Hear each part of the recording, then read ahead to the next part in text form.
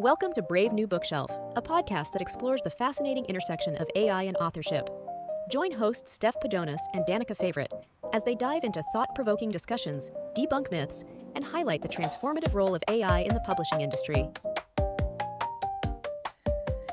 Hello, everyone, and welcome back to the Brave New Bookshelf. I'm one of your co-hosts, Steph Pajonas, CTO of Future Fiction Academy, where we teach authors how to use AI in any part of their business. We're launching lots of books that are AI forward, assisted by AI, with authors at the helm making books, and it's been a lot of fun. A lot of great ideas coming in from people out there wanting to work for the press. We were pulling from our current students at the Future Fiction Academy. So, if that sounds interesting to you, maybe you should come join the accelerator and get in on the action.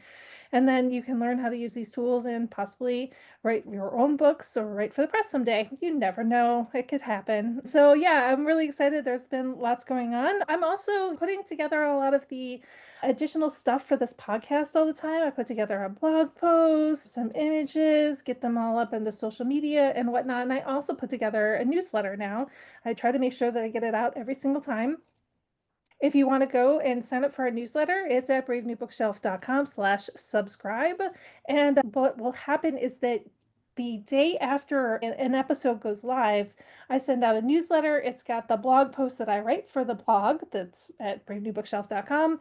And it's got the links and everything in there. And then this way, if you're listening and you're like, oh, I really want to go check out the blog post, and then you just forget, you can just sign up for the newsletter. It'll just show up in your inbox. So isn't that great? Yeah, I would go do that. So once again, that's bravenewbookshelf.com/subscribe. So go check that out.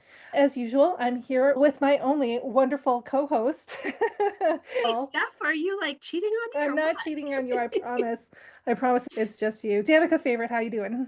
I'm doing good. I'm doing great. Really excited for today. And I'm like, ooh, and excited about all the stuff you're doing. For those of you who don't know me, I'm Danica Favorite. I am the community manager at Publish Drive, where we help authors through every stage of their publishing journey, whether that is getting the right metadata and keywords or AI book covers for their books, or getting distribution to the widest audience possible.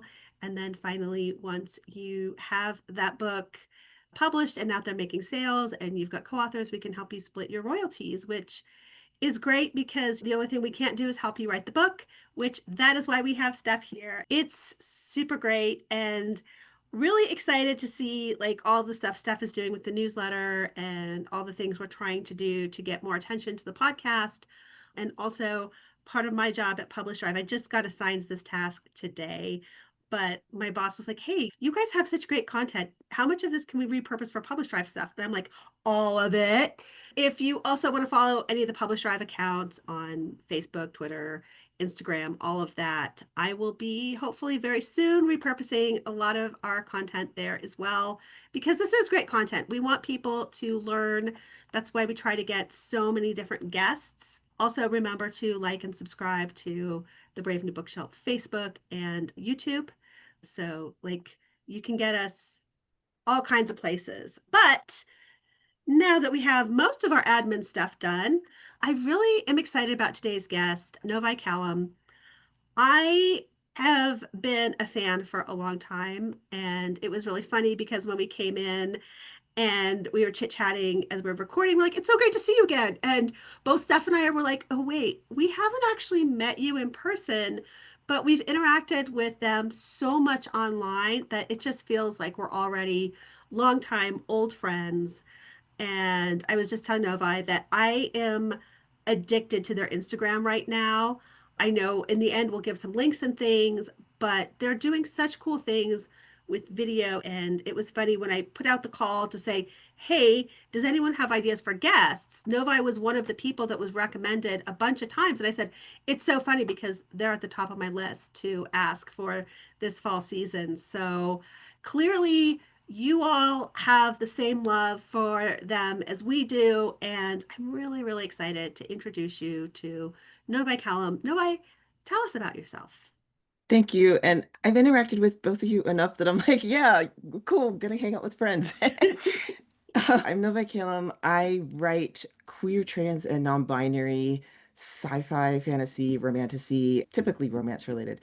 And I've been a published author since 2014, but I have only been self-publishing in earnest since the last 4 years.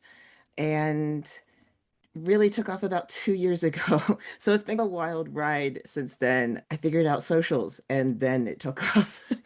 But that's how it goes sometimes.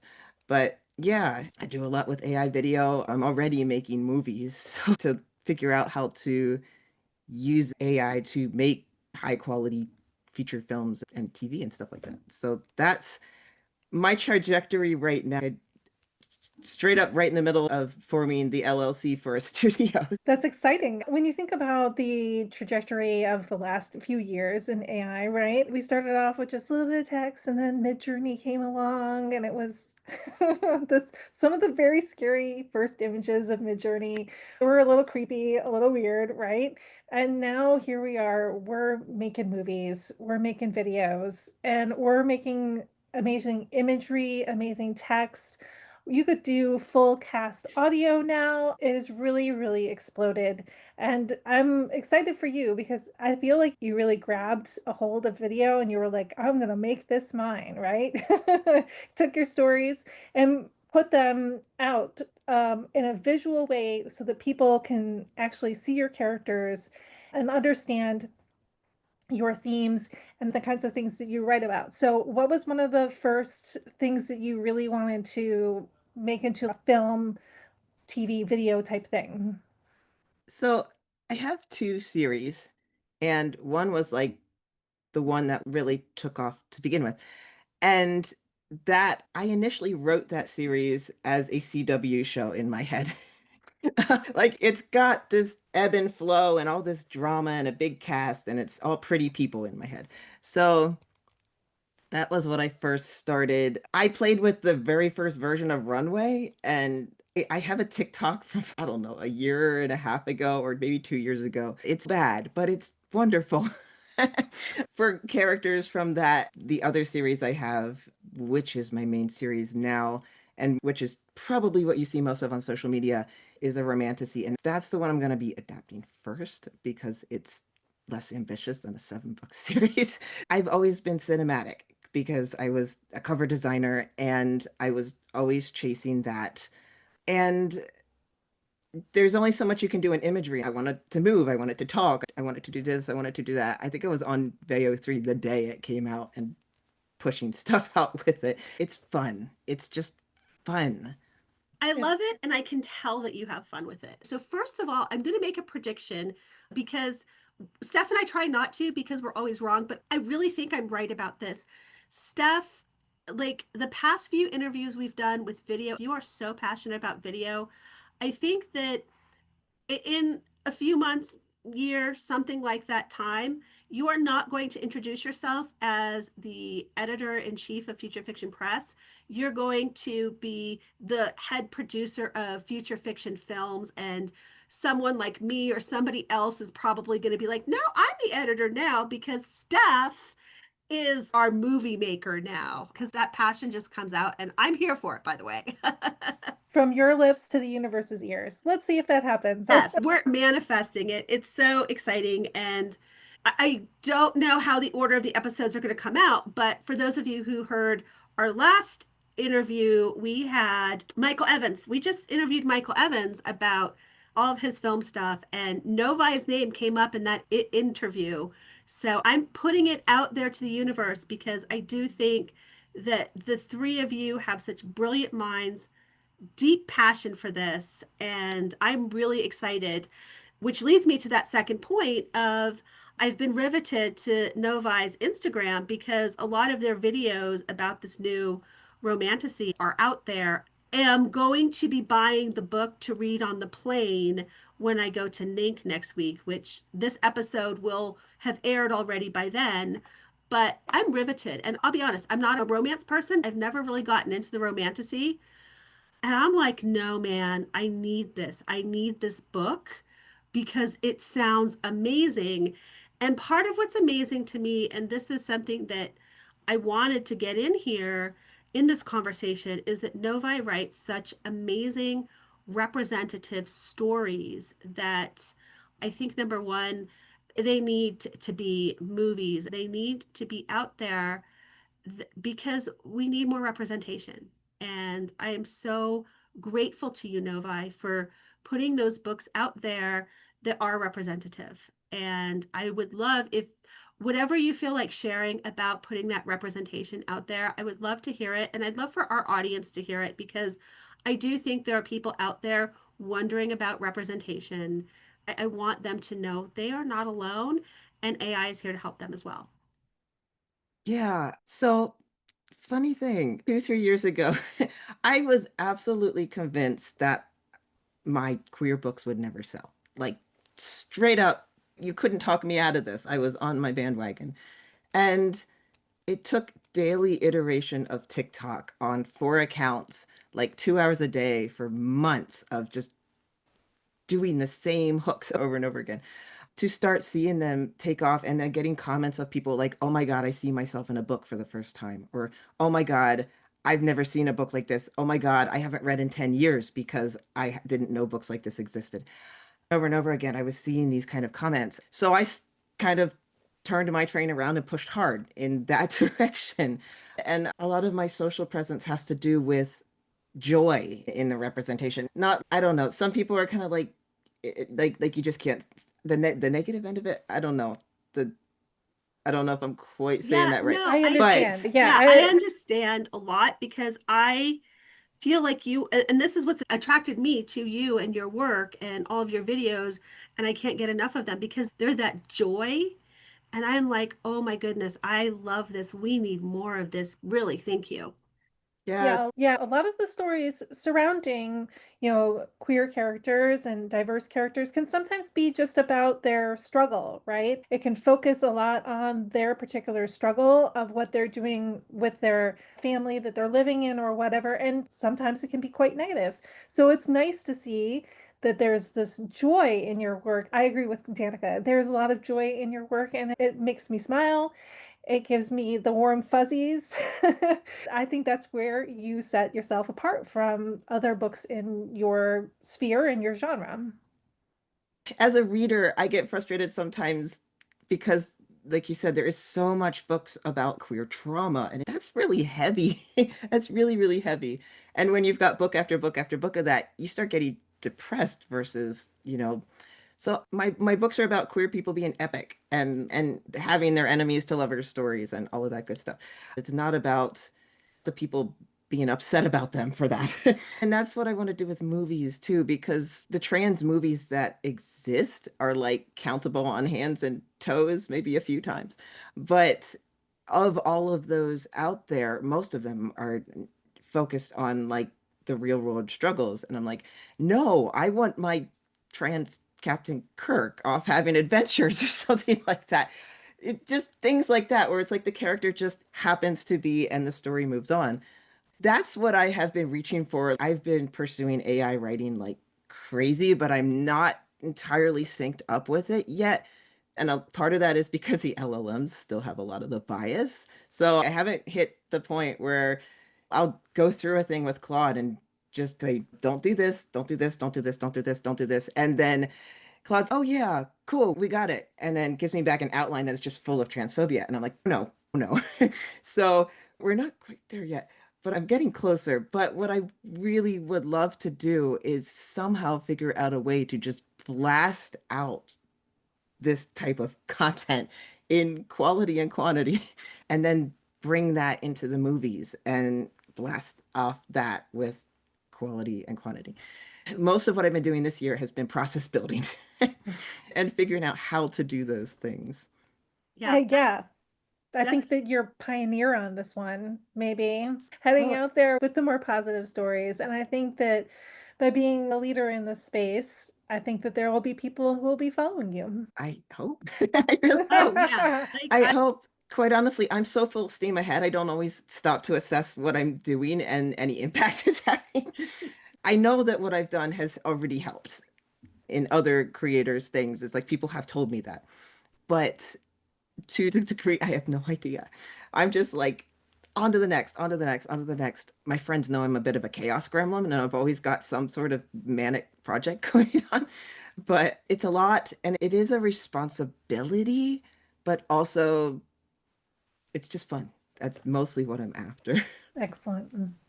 Yeah, it's very clear you're having fun with it. And I think you're like, is this working? I mean, you've got two people here who are like, give us more, give us more. And so I'm excited about that. Usually I ask a direct question about how you're approaching AI in publishing, but I think we've nailed that topic. So I want to go to my second question because you touched on it and now I want to hear details because you're like, I'm creating processes. And so we always ask people what their workflow looks like. And so I'm very curious as like kind of that workflow question, tell us about those processes because I think it'll be really interesting for people to know and see what that process looks like or what processes you feel have to be created. God, I've integrated AI into almost everything I'm doing these days. So it's like, where do I start in this spider web? It's so heavily in my socials. I would love to be able to automate my socials more, but the AI stuff hasn't quite done as well in many cases as like my in-person stuff. And I think part of that is audience trust for me. So I am still pretty heavily on camera, but I have someone like helping me make the book flip videos now where I hold up a book and flip it around. I built myself an app, three-fourths of an app with Lovable and then Lovable broke. So I took it over to Cursor and then kept working on it. And it's this social thing that I'm hoping to for it to be like as part of a movie studio as well. But I more urgently needed socials so I can dump a bunch of Midjourney videos into it and give it a bunch of hooks, text files, and it'll just zip it through and overlay the text on top of it. So theoretically, if I have enough videos, I can make a couple dozen to a couple hundred of the AI videos in an afternoon, an hour's worth of just me tweaking the hooks so that TikTok doesn't get mad that the text is the same. So a lot of my process has to do with the repetition of that, the repetition of socials, the repetition of hooks.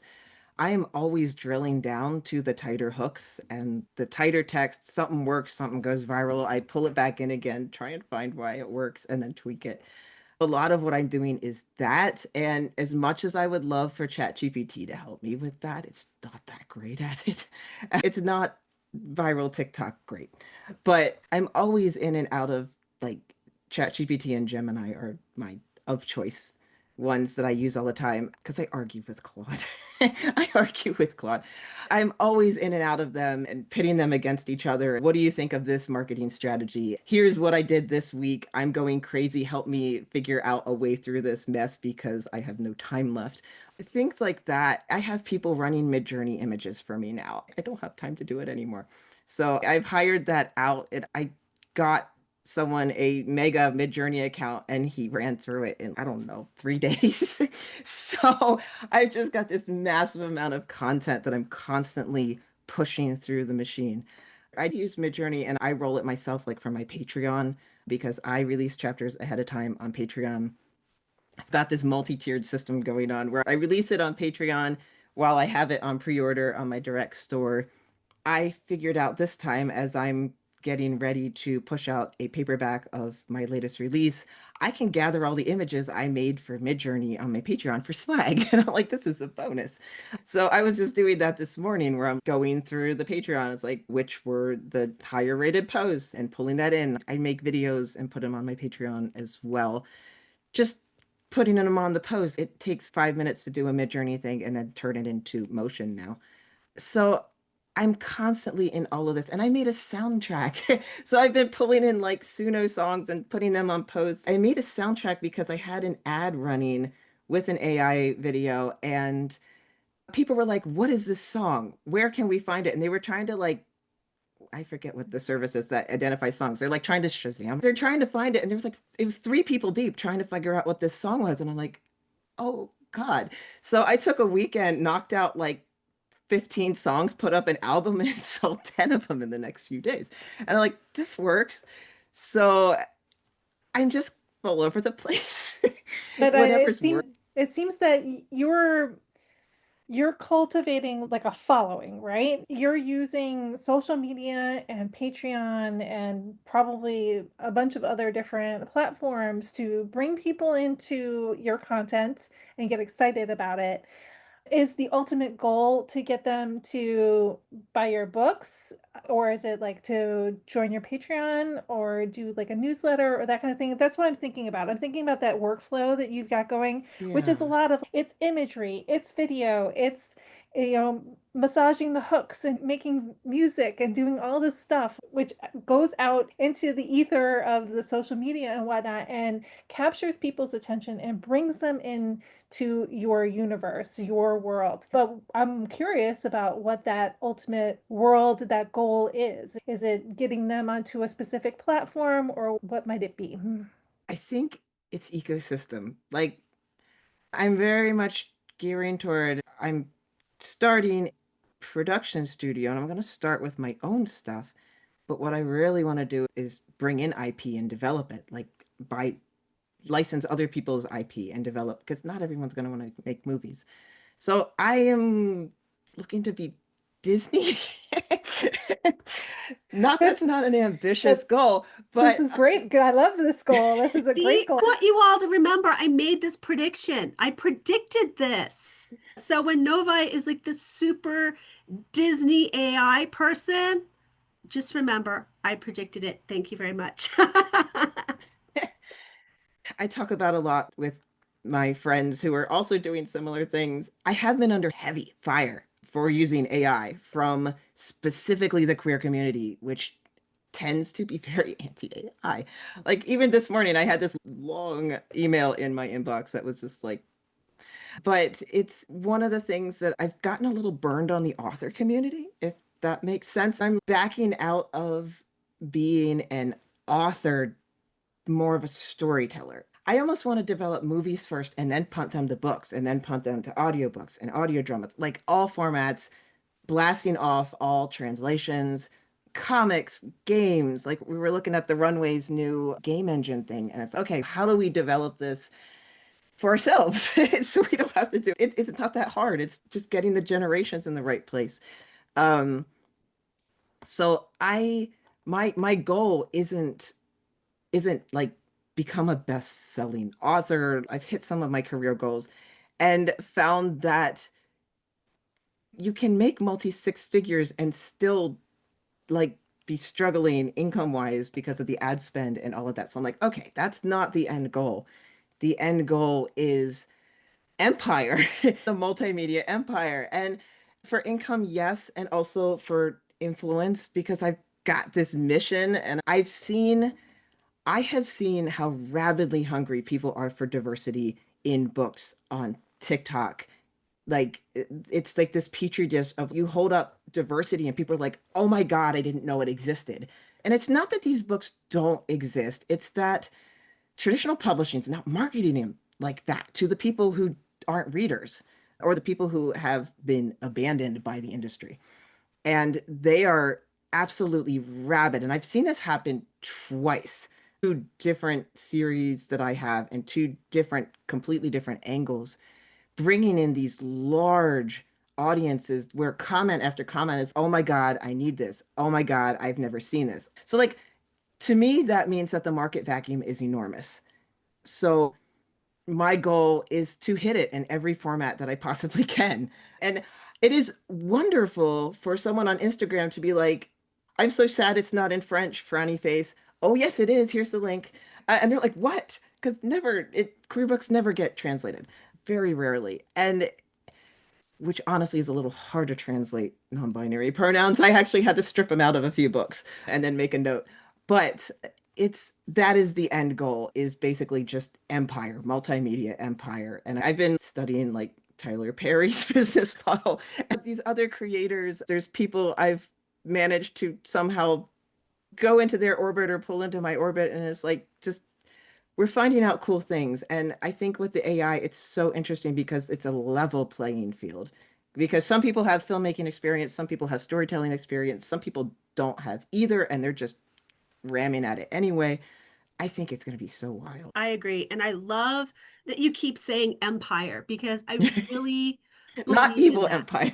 Yeah, no, I believe in creating this empire where there's a level playing field. And you talked about these people who have been abandoned by the industry and this idea of this vacuum. And I'm like, yes, let's create that empire so that these places are filled. And going back to our interview with Michael Evans, I love his positivity and the idea that it's not this evil empire like you were saying. It's this idea that there is a place for everyone and every kind of creator. And it saddens me. I thought it was maybe just my queer friend group, as opposed to you have that same experience where they're so anti AI. And I'm like, do you people not understand that this is the leveling of the playing field? This is you getting the chance to step up and be heard. I know I've said it before, but I'm so grateful to you for being able to step up and say, I am here. I want to fill the vacuum. I want to let your voice be heard. And the reality is, all the things that you're doing, it wouldn't be possible without AI. And so that is amazing to me. Yeah, thank you. And I mean, it wouldn't be possible. It just wouldn't. Um, I mean, specifically the visuals, that just would not even be possible. With my first series that took off, there is a lesbian couple that is a white woman and a curvy black woman. I found one picture after days of searching on deposit photos that accurately represented them. And according to most of the stock terms, you're not even supposed to use anything that's not specifically marked with the representation of what you're trying to represent. It's considered sensitive use, and Shutterstock has all these policies where you have to pay them extra money to cover legal needs. It's this thing, so you can't even do it fully legally. I found that out with clients and it weighed really heavy on me. So when AI first came out, I was like, oh my God, this solves everything. I was one of the crazy people trying to chase photorealism in Midjourney version 3. I was loading stuff into Photoshop and using Photoshop's filters to contour the face. Looking at it now, it's no, that was not it. But I recovered my books, Midjourney version 4 something, or maybe it was early 5, but I recovered my books at that point and it's still the covers they are now. I'm going to recover them in a few weeks again because things have updated. But that series started taking off on its own just on those covers alone because it was different. It was something that you just hadn't seen because Midjourney could pull in visual styles that just didn't look like every other cover out there. And I could get the characters on the cover. I could get my gender fluid king wearing a dress. I couldn't get that in stock. So it's, yeah, I lost the thread of where I'm going with that. I love this because it's like you can obviously tell that it's really exciting and a passion of yours. So I'm happy to hear you talk about all of these things. I'm specifically hoping that we can talk about this next question that Danica is going to ask because I would love to hear about the tools that you use. Danica, do you want to talk about tools? Yes. Tell us about your favorite tools. Obviously, you have a lot of different tasks, so there's no one tool to rule them all yet. I'd love to hear about some of your favorite tools for particular tasks. So I heavily use Plot Drive in writing, research, and filmmaking now because I've got my script to shot conversion buttons. I heavily use Plot Drive. I use Gemini and the ChatGPT interface. I have the Google Ultra subscription because I'm crazy for the videos mostly. I got into Gemini because it's technically free through there with the cost of the videos. I use Veo 3 a lot. That's the backbone of the video. I have a Kling account that I paid like the huge yearly subscription and I hardly use it. I use Veo 3. I use FreePic. I did not like Runway. No, I loved Runway last year and then all this new cool stuff came out and then I'm like, Runway. I did a competition with they had a competition like a couple weekends ago and they have this new thing where it edits video. It's called Aleph. I got a character in the screen with me with it, which was crazy. It weirded me out for days. I'm like, oh my God, I just pulled this character into my living room who does not exist except anywhere in my head. This can be a little mind trippy. So I love Runway and Midjourney. For images, I tend to use Midjourney ideograms for covers. Ideogram 2 does better. I do a lot in free pick because all the image generation is free now if you have a certain amount of account, and it's not even that much.